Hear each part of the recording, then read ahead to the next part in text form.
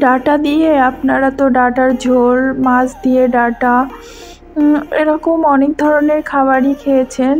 তো আজ আমি ভিন্ন স্বাদের নিয়ে আসলাম ডাঁটার রেসিপি। তো এই রেসিপিটি একদম ইজি আর ঘরোয়া মশলা দিয়েই তৈরি। খুব কম সময়েই চটজলদি তৈরি করে নিতে পারবেন রেসিপিটা। আর রেসিপিটা পারফেক্টভাবে তৈরি করার জন্য সাথে থাকছে tips and trick. By the way, আপনারা দেখছেন যেমন খুশি তেমন রান্না, সঙ্গে আছি আমি সুরাইয়া। আমার পক্ষ থেকে সবাইকে জানাচ্ছি সালাম আর অনেক অনেক ভালোবাসা। তো আজকের রেসিপি হচ্ছে ডাঁটা দিয়ে মুরগির মাংসের ঝোল। তো চলুন বন্ধুরা শুরু করা যাক রেসিপিটা। তো এখানে দেখতে পাচ্ছেন বন্ধুরা, একটা লাঠি নিয়েছি, কিন্তু আমি এই লাঠিটা আসলে লাঠি নয়, একটা ডাঁটা। তো এরকম মোটা ডাঁটা কে কে দেখেছেন অবশ্যই কমেন্ট করে জানাবেন। তো মোটা ডাঁটা দেখে আমার মনে হলো আজ একটু ডাঁটা দিয়ে মাংস রান্না করা যাক। যদিও রান্নাটা আমি কখনো করিনি, তবে শাশুড়ি মায়ের কথা শুনে করলাম। সে একদিন বলছিল যে এই ডাঁটা দিয়ে নাকি মাংস খেতে খুব টেস্টি, তাই আজ করে ফেললাম রান্নাটা। তো প্রথমে আমি ডাঁটাটাকে কেটে নিচ্ছি। দেখুন বন্ধুরা কতটা মোটা ডাঁটা। তো প্রথমে আমি কিন্তু ডাঁটার এই খোলাটা এইভাবে ছাড়িয়ে নিচ্ছি। তো আমার ছাড়িয়ে নেওয়া হয়ে গেছে, সবগুলো ডাঁটাকে এইভাবে ছাড়িয়ে নিয়েছি। এখন এর ভিতর থেকে ছোট চিকন চিকন যেগুলো আছে সেগুলোকে কাটা লাগবে না, তাই এগুলো আমি আলাদা করে নিচ্ছি। আর যে মোটাগুলো আছে সেগুলোকে আমি মাঝখান থেকে ফালি দিয়ে নিচ্ছি বন্ধুরা। তবে রেসিপিটা কিন্তু দুর্দান্ত হয়েছিল, খুবই টেস্টি ছিল। যারা ডাঁটা দিয়ে এইভাবে রান্না করে খাননি তবরা অবশ্যই আমার রেসিপিটা ফলো করে একবার হলেও বাসায় ট্রাই করবেন, খেতে দুর্দান্ত হয়। তো ডাঁটাগুলো অনেকটাই শক্ত ছিল, তাই একটু জোর দিয়ে কাটতে হচ্ছিল। তবে রান্নার পর একেবারে গলে গিয়েছিল, একদমই মোমের মতো ছিল, আর তেমন আঁশ ছিল না। জালি আগার যে ডাঁটাগুলো হয় ওগুলোতে তো কোনো আঁশই ছিল না, খেতে অনেক মজা হয়েছে। তো সমস্ত ডাঁটাগুলোকে আমি কেটে নিয়েছি। এখানে আমি কোনো আলু ব্যবহার করব না, আপনারা চাইলে একটা আলু ব্যবহার করতে পারেন। তো এখন এটাকে এক সাইডে রেখে দেব। আর এদিকে নিয়ে নিয়েছি কয়েক টুকরা মুরগির মাংস। তো মাংসগুলোকে কিন্তু হাড় সহই আছে, হাড় সহ হাড়বিহীন সব ধরনের মাংসই আমি এখানে নিয়েছি।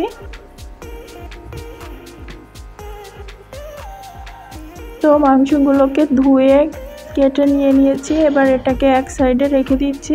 আর যেটা আরও খুবই প্রয়োজনীয় একটা ইনগ্রিডিয়েন্টস, সেটা হচ্ছে মশলা। এখানে কি কি মশলা আছে আমি সেটা রান্নার সময়ই বলে দেব, পুরো ভিডিওটা দেখতে থাকুন। তো চলুন রান্নায় চলে যাই। এখানে একটা কড়াই বসিয়ে তাতে পরিমাণ মতো তেল দিয়ে দিচ্ছি। তেলের পর এর ভেতর দিয়ে দিলাম দুটো মিডিয়াম সাইজের কুচানো পেঁয়াজ। তো এই পেঁয়াজ দিয়ে এখন এইভাবে ভাজা ভাজা করে নিয়েছি, অতিরিক্ত ব্রাউন কালার করিনি। তারপর দিয়ে দিচ্ছি মশলা। এখানে পেস্ট করা মশলার ভিতর আছে রসুন, আদা, শুকনো ঝাল, জিরা, গরম মশলা, সব কিছুর পেস্ট আমি একসাথেই করে নিয়েছি। এখন মশলাটাকে ভালোভাবে কষিয়ে নেব। এই মশলাটা কষানো খুবই ইম্পর্টেন্ট। মশলার কাঁচা গন্ধ থাকলে কিন্তু তরকারিতে সেই কাঁচা গন্ধটা মিশে যাবে আর খেতে ভালো লাগবে না। এরপর আমি একটু পানি দিয়ে মশলাটাকে কষিয়ে নেব। আর এর ভিতর এখন দিয়ে দেব কিছু গুঁড়া মশলা। তো প্রথমে দিয়ে দিলাম 1 চামচ ধনিয়া গুঁড়া, আর পরিমাণ মতো লবণ স্বাদের জন্য, আর কালারের জন্য দিয়ে দিলাম হলুদের গুঁড়া। দিয়ে আবারও মশলাটাকে ভালোভাবে মিশিয়ে নিচ্ছি। 3 থেকে 4 মিনিট এরকম সময় ধরে মশলাটাকে আমি কষিয়ে নিচ্ছি। তো মশলা থেকে এভাবে তেল বের হতে শুরু করলে মশলাটা কিন্তু কষিয়ে নেওয়া হয়ে যাবে। এরপর আমি কেটে ধুয়ে রাখা মাংসগুলো দিয়ে দিচ্ছি। তবে বন্ধুরা, এখানে আমি মুরগির মাংসটা মশলার সাথেই ভাজা ভাজা করে নেব।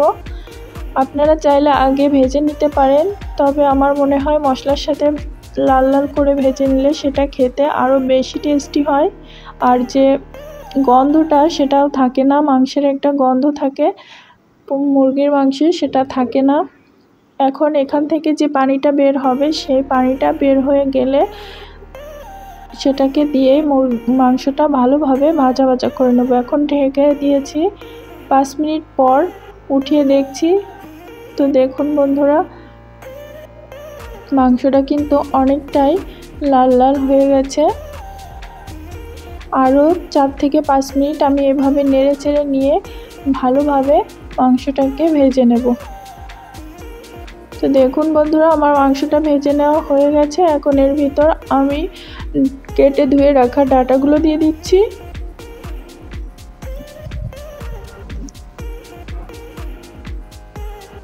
তো ডাঁটাগুলো সব দিয়ে এখন ডাঁটা মাংস মশলার সাথে মাখিয়ে নিচ্ছি।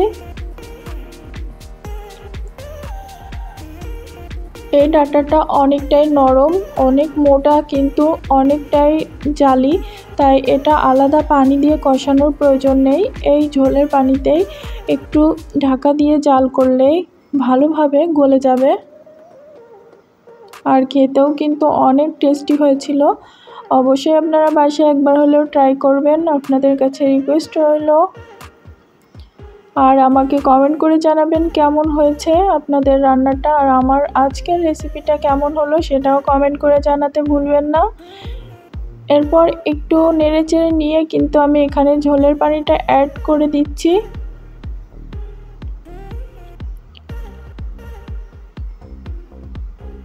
তো পানিটা আমার একটু কম কম মনে হচ্ছে, তো এখানে আমি আরও একটু পানি ব্যবহার করব।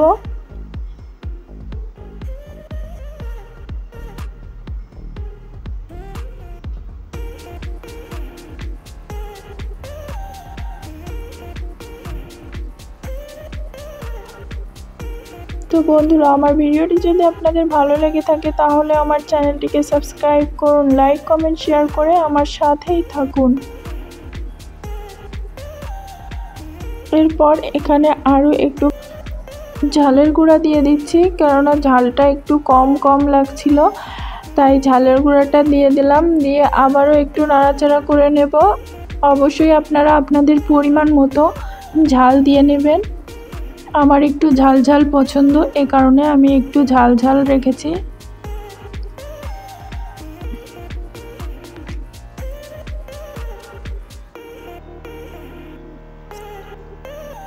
তো ঝালের সাথে সমস্ত মশলা আর সব কিছু নাড়িয়ে চাড়িয়ে নিয়ে এখন ঢাকা দিয়ে দিলাম 20 থেকে 15-20 মিনিটের এরকম মতো। তো এখন 15 মিনিট পরে আমি ঢাকাটা উঠিয়ে দেখছি। তো দেখুন বন্ধুরা, আমার ঝোলটাও অনেকটা কমে গেছে, আর এখানে ডাঁটা মাংস সবই কিন্তু ভালোভাবে কুকড হয়ে গেছে। তো এখানে একটু ঝোলের পরিমাণটা বেশি হয়, আমি আরও 5 মিনিটের মতো ঢাকা ছাড়াই এটাকে নেড়ে চেড়ে নেব আর জাল করে নেব। তো আপনাদের একটু দেখিয়ে দেই ডাঁটাটা কেমন সিদ্ধ হয়েছে। দেখুন বন্ধুরা, দারুণভাবে সিদ্ধ হয়ে গেছে ডাঁটাটা। তো এইভাবে এখন আরও 5 মিনিটের মতো জাল করে নেব।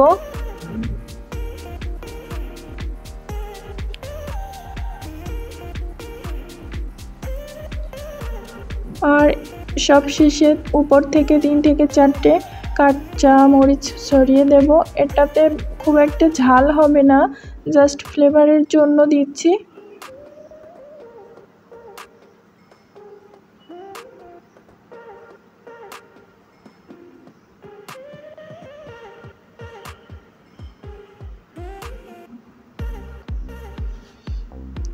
তো এইভাবে এখন 5 মিনিটের মতো জাল করে নিয়ে এটাকে চুলোর জাল অফ করে দিয়েছি।